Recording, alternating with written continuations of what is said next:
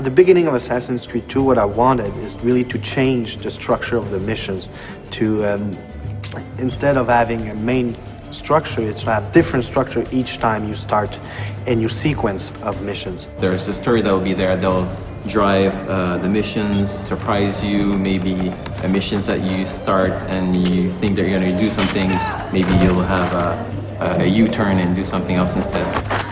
Hey, I remember you. You never know really what's going to happen next in Assassin's Creed 2. There's a little bit for everybody. We're really trying to make sure that the game appeals to as many people as possible. We have retry points still in AC2 with climbing puzzles. Then you'll have, collectible quests. There are crowd missions. There's the narrative mission. You have these missions that you can do to change your notoriety in the city. There's also the city life, which are just randomly occurring acts throughout the world. For example, we have the messenger.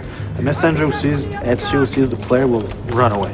So it's up to the player to say, am I chasing him to get the letter he's carrying or not?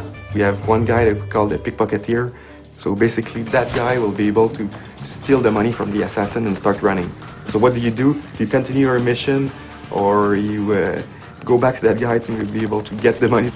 Throughout the world, you're going to find exciting, memorable historical landmarks that also have interiors that you get to play through with lots of acrobatics and running and jumping. And these interiors lead to tombs that have been hidden for hundreds of years that only the assassins can find.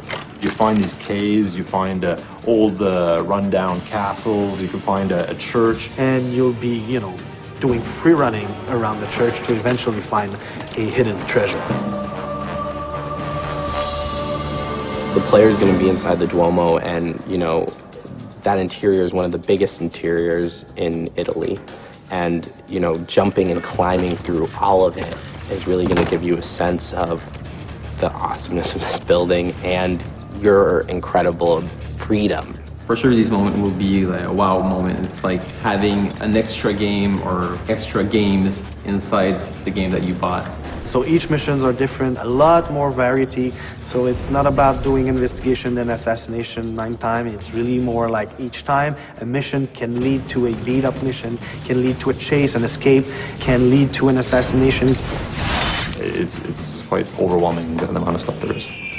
Well, having more missions requires us ultimately to have more cutscenes and more cinematics, but I think we're adding a lot of value to these to the player. And a couple of examples of this is you could still control the camera like you did in AC1. People like that feature a lot.